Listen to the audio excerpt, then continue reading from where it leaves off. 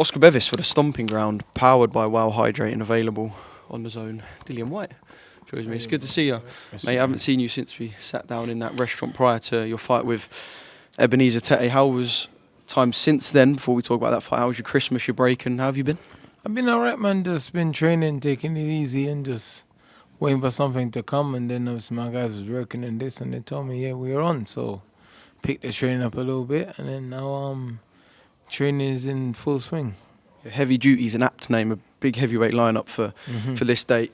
That fight with Ebenezer Tete, we will cover that just before we talk about what's next. How did you feel in the ring? Were you pleased with what you done? Were you pleased with how kind of the night unfolded? He turned up. Obviously, he gave me rounds. Obviously, it was good because I had to learn to pace the rounds again and get myself back in the swing of things. Obviously, I wasn't in the best of shape. I was in good shape. I wasn't in A-star shape. Obviously, it's not A-star fight. So now it's a good fight. It just sets me up to push on to where I need to be for this fight. You know what I mean? You talk about kind of doing them rounds and getting yourself ready. Is there a noticeable difference when, I mean, you fought right at the top, but is there a noticeable difference just between kind of having these certain months out of the ring when you step back in, perhaps having a round or two to go, kind of adjusting and going, oh, actually, I'm here and this is what it's about? It's been like 2 years, so it's definitely a noticeable difference. Imagine, look at this, imagine not being having to wake up at 6 in the morning to go to work for 2 years, and all of a sudden you get a job and you have to wake up at 6 in the morning to go to work. It's hard, you know. You're having to drag yourself out of bed. No, I'm just layman terms in it. You know what I mean? It's like, you know what I mean? It's like you gotta get after like a week or 2 weeks or 3 months of doing it, and you get in the routine. You know exactly. So yeah, you know, and that's what it was. The more rounds you do, the better it is. What did you want directly after the fight? I know Joe is where we've landed, and it's a brilliant kind of all British fight. But what did you want when you walked out that ring? Was there anything that was kind of sitting in your mind where you went, yeah, that's a guy I want, that's a belt I want, that's a route I want? I wasn't thinking about it. I was thinking about what I need to work on to be better, and things I need to tighten up in the camp and stuff like that, and get stuff taken again. And I just leave it with my guys. I know my team is an amazing team, and I know those are already thinking for me before I start thinking for myself anyway. So, you know, I'm fortunate enough to be in a position where I got a great team. I can trust them. I just let them deal with it. I know they can come to me with the best options and the best fights, and that's what they did. You know what I mean? So, you know, it's great to not having to worry about that. Talk to me about this fight with Joe. I guess one now that it's signed, sealed, delivered, and you see it on a poster you're pretty delighted with. I know it's gone down extremely well. There's been a couple of rumours for a couple of days, and we'll get the announcement. Look online, look at the comments. Gone down really well. I guess you're kind of looking and thinking, yeah, this is what I wanted. Yeah, you know, I got back in the box. I knew it was going to be hard. I knew it was going to be difficult to get some opportunities again. And obviously, but like I said, we've been building these relationships for years, my team especially. And Queensbury is in a great position now. They're going to be associated to the zone. And my name was the first to come to the forefront to headline, so it's amazing.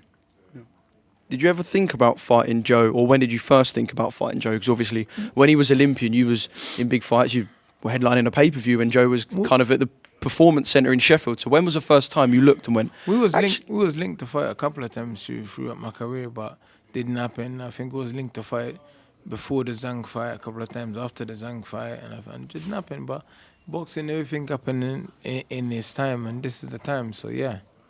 What You know, have you I made? think he talked about fighting me as well early in his career. He said he wanted to fight me and stuff and whatever. So, you know.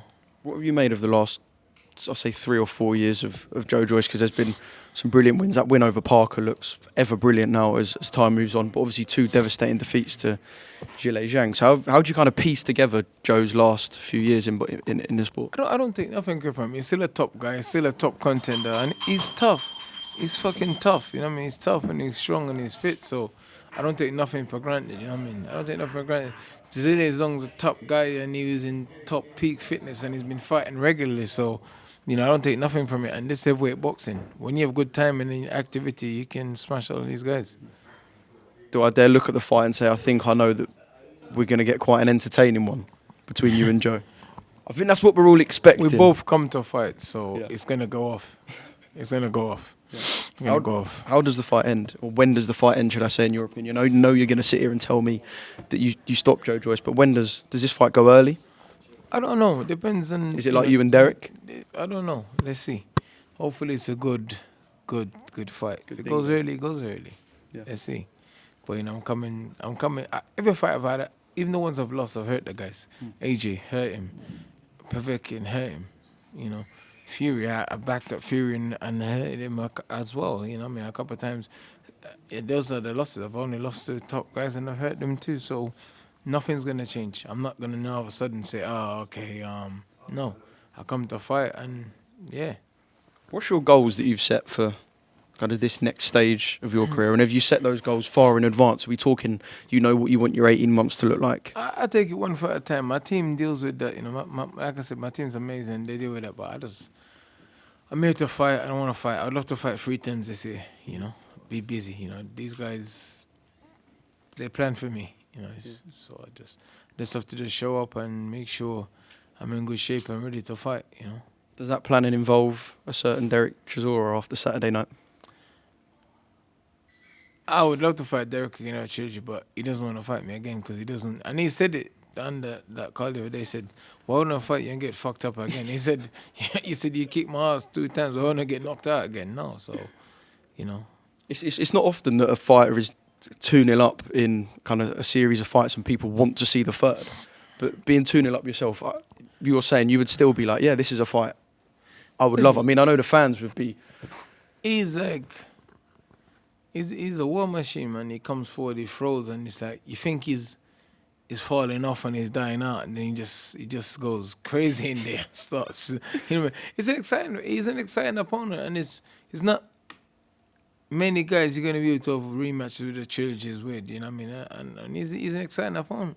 He's an exciting opponent. It's the kind of fight that you got to be careful in. It's the kind of fight that you got to be careful because it's like the more you hit him, it's like he's like some That brings him on.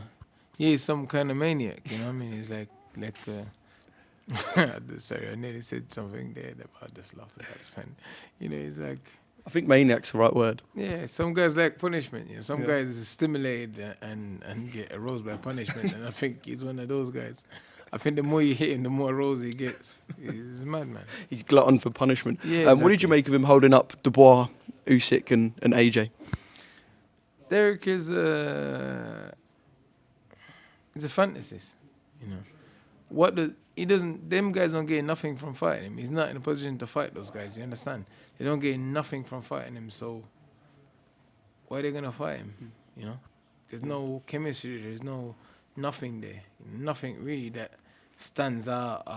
There's nothing. He's just like, why are they gonna fight him? What do they gain? What does Dubois gain from fighting him? What does AJ gain from fighting him? Nothing. But that's Derek. Though. Derek is a wild card. He throws these ideas out there that's in his head out. Yeah. And hope that they can be a reality, but you never know. Stranger things happen in boxing. Yeah. Let's skip forward to April the 5th and just say, for the sake of my question, you've beaten Joe, you've knocked out Joe. What 3 photos would you like to hold up in the ring? That's donkey stuff. I leave that to the donkey to do. I don't. You would never see me doing that. No, you never see me. That's kind of like. It's an unusual way of calling people out holding up a big A3 picture of their. So I said, I think sometimes these guys sit in their house and watch movies or videos, and then they get ideas and they think, oh, this is a great idea. My team would just say to me, you fucking stupid. Yeah, that's why you need good people around you, because sometimes you get ideas and they might not be the best ideas, you know what I mean? But that's Derek Chisora. I will say beyond Joe, I know that's your focus, but just as a final question, who is on the hit list? We've got some brilliant fights coming up. Parker Dubois, Jean Caballel for an interim. Everyone in the top 10. I want to finish up my career fighting. There's only a few guys left for me to fight in my time and generation. If I could have them, then I'm good. Yeah. You know, so I've always wanted to fight the best. I never should ever fight the best. You know, I don't pretend to be the best fighter or the strongest fighter, but if I come to fight you, I always come to fight. Regardless, I'm gonna be swinging it out until one of us go down. You know, so.